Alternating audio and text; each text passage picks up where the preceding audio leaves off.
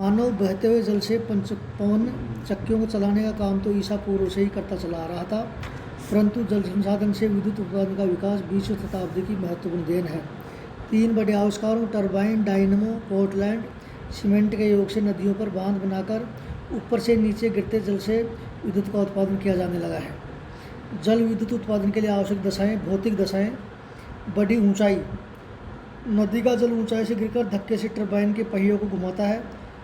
जितनी अधिक ऊंचाई से जल बहकर आ रहा होगा उतनी ही अधिक मात्रा में शक्ति उत्पन्न होगी। जल की विभव शक्ति और भूमि की ऊंचाई का सीधा संबंध होता है। वर्षा की भारी मात्रा। जहाँ तक संभव हो नदियों के उद्गम क्षेत्रों में भारी वर्षा होनी चाहिए ताकि सारे वर्ष भर जलधारा में जल की पर्याप्त मात्रा बहती रहे। जल की समान मात्रा का बहना।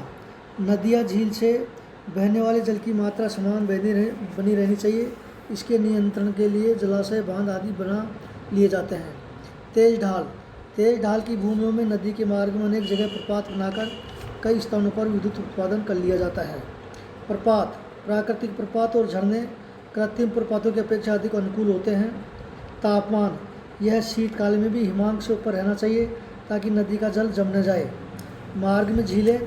यदि बहते जल के मार्ग में हिम नदी द्वारा निर्मित झीलें हों तो वे अनुकूल होती हैं, क्योंकि झीलें तलछट अवसाद को रोक लेती हैं और जलधारा में तलछट कम हो जाता है। अन्य ऊर्जा संसाधनों का अभाव। यदि कोयला, पेट्रोल, गैस आदि का अभाव होता है तो जल शक्ति का विकास आवश्यक हो जाता है। जिन स्थानों पर प्राकृतिक रूप से उपरोक्त भौतिक दशाएं उपलब्ध नहीं होती, उन स्थानों पर कृत्रिम रूप से इन दशाओं को प्राप्त करके विद्युत उत्पादन किया जाता है। आर्थिक दशाएं। बाजार की समीपता। सघन जनसंख्या वाले औद्योगिक तथा व्यापार के क्षेत्रों में विद्युत की मांग रहती है, अतः बाजारों की समीपता जल विद्युत उत्पादन के लिए आवश्यक होती है। 400 या 500 किलोमीटर से अधिक दूर तक बिजली को सरलता से नहीं पहुंचाया जा सकता और दूर क्षेत्रों तक पहुंचने के मार्ग में बिजली का ह्रास होता है। विद्युत के उपयोग की मांग होनी आवश्यक है। यदि मांग नहीं होगी तो पर्वतीय क्षेत्रों में भी सभी अनुकूल दिशाएं उपलब्ध होते हुए भी विद्युत उत्पादन नहीं किया जाएगा। पूंजी। नदियों पर बांध बनाने, जलाशयों तथा शक्तिगृहों का निर्माण करें, तार के खंभों और तारों को दूर तक स्थापित करने और इंजीनियरों आदि की सस्ती बस्ती बनाने के लिए भारी मात्रा में पूंजी की आवश्यकता होती है। प्राय सरकारें ही इतनी लागत का भार वहन करती हैं, क्योंकि वे इसके द्वारा बाढ़ नियंत्रण, नौका परिवहन और ऊर्जा उत्पादन से औद्योगिक विकास तथा सिंचाई आदि की योजनाओं को क्रियान्वित कर लेती है। परिवहन के साधन। बांधों, शक्तिगृहों आदि का निर्माण करने के लिए सीमेंट, ईंट, लोहा आदि पदार्थों को ढोने के लिए परिवहन के साधनों का होना भी आवश्यक है।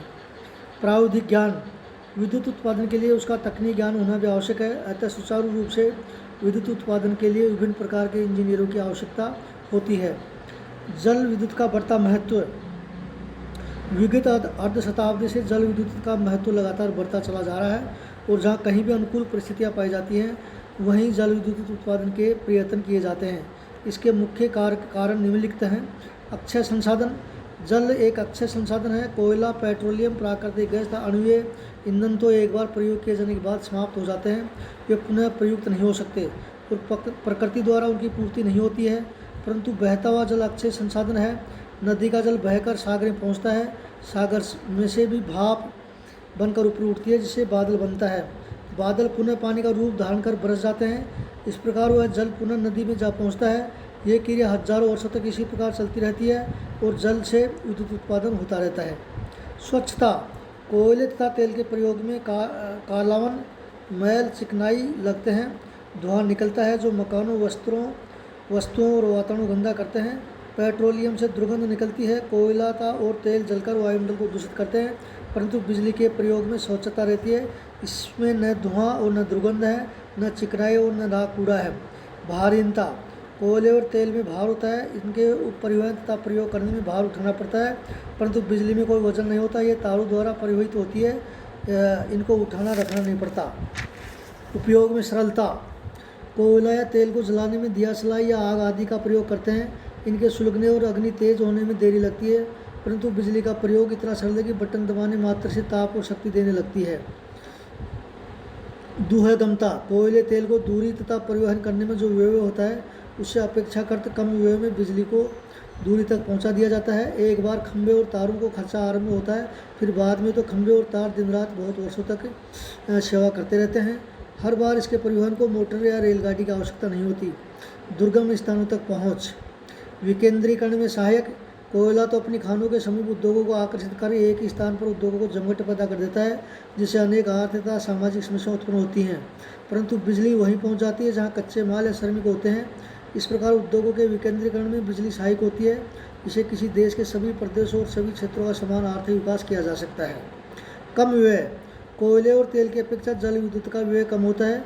एक अश्व शक्ति विद्युत 1 मीट्रिक टन कोयले के बराबर शक्ति प्रदान करती है। घरेलू उपयोग में सरलता। कोयले और तेल की अपेक्षा बिजली का उपयोग घरेलू उपयोग में सरलतापूर्वक लाया जाता है। सफाई और सुंदरता भी बनी रहती है। उच्च वोल्टता की शक्ति। बहुत से उद्योगों के उत्पादन में उच्च वोल्टता की आवश्यकता होती है। इसे कोयला और तेल से इतनी वोल्टता प्राप्त नहीं होती है। एल्यूमिनियम उद्योग, नाइट्रोजन उर्वरक उद्योग में, लकड़ी लुगदी इस्पात उद्योगों में ऐसे ही इसका प्रयोग किया जाता है। आगे का टॉपिक कल बढ़ाएंगे।